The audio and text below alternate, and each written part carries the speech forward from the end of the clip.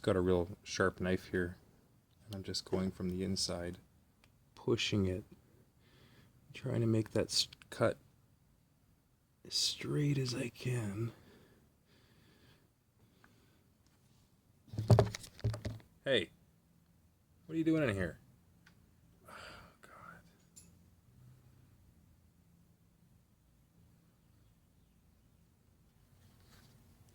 God. Used to be like that.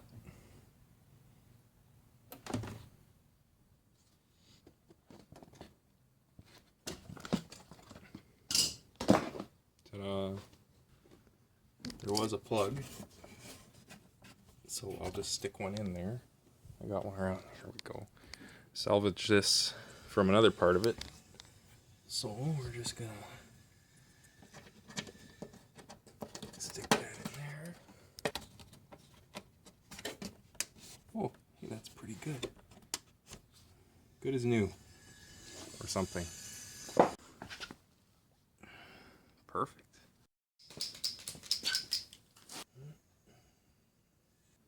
Just to give me a rough idea of how far off I am.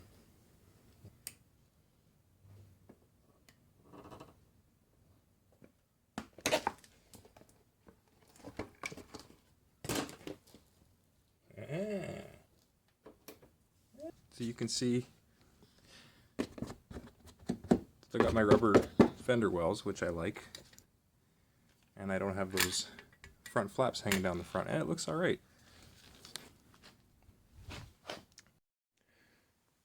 Okay, so I relocated this vacuum canister up here. I've just kind of got it jammed in there. I might secure it better later, but I don't think that's going anywhere. To do that, all you really got to do is you can, if you're real careful, let's see if I can do it one-handed, you can kind of gently twist those off. Ooh, it still had some vacuum in it. How about that? And yeah, and it should just pop back on, as long as you don't break that fitting, because they probably get fragile. I happened with mine,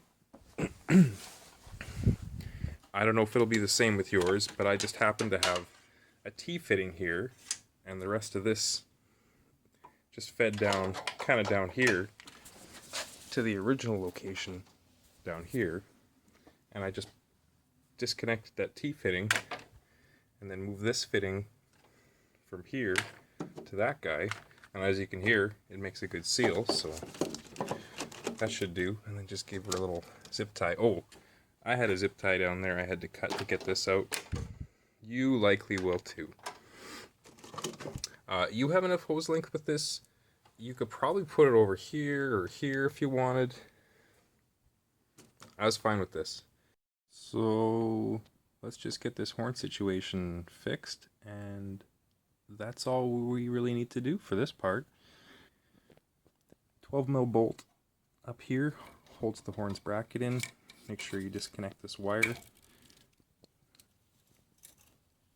Of course, it comes out really easy, right?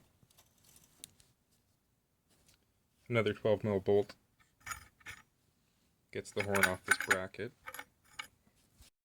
Okay, so I got a plan here for my horns. The brackets that they sit on, they're like this, bolted on these things. The other side's threaded, but I noticed it's the same thread as on this bracket. So we can snug this down away. I had a washer on there before. I think I like that better. But anyway, and then I'm going to have it inside here. And it's going to bolt to that one, which is that other horn I was fiddling with. And those should be able to just stay right there. So that should keep them out of the way and protected, but still completely functional. The only issue I'm going to have is this connector is going to touch the frame, which you don't want, and make it hard to plug into. So I'm just going to bend it up carefully, and that should be okay. Alright, that's perfect. You want to try and keep your horns oriented down. I assume it's not just so it sounds better off the road. I'm thinking it's because it keeps crap out, because if they were like this, they'd just fill. And I don't know what that would sound like. Just probably wouldn't work.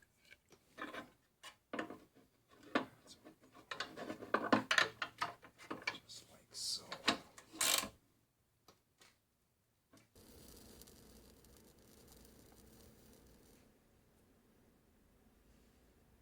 There we go. All done. This should work. Let's go try it out. Okay, we're going to take our little wiring harness here. Clip on this bad boy. Okay. No. Okay, so I figured out it's far easier to put the connectors on these blades before, because they're a little snug.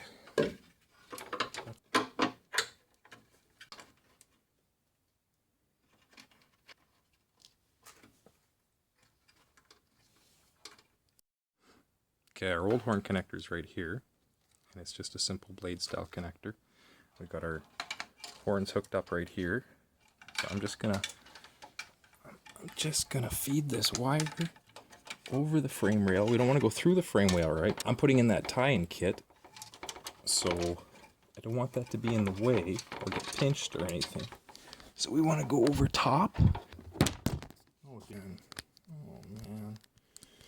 Like and subscribe so I can afford a tripod, or a camera, or video editing software, or a new Jeep. Just kidding. I like my Jeep. The rest of that shit's true, though. There is a spot it'll go. Look at that. Side by side. Alright, well, we're connected. Okay, that's good and tight. That thing's okay, I think. Well, there you have it. That's about all I need to do. Next video, I'm going to be putting in my JCR tie-in kit.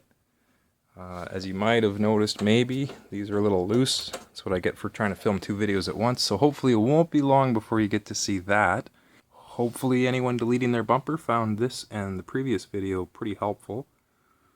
If you do, like and subscribe. Tell your friends. Your support helps me buy things like a tripod or a camera. I guess I'm lying. I do have a tripod. Embarrassing. Thanks again. Got a new toy. Skid plate. Factory skid plate off a 94 Cherokee. It's actually pretty heavy. I kind of like it, so that's why I grabbed it. I think it'll look good on the front, along with whatever we do with the bumper.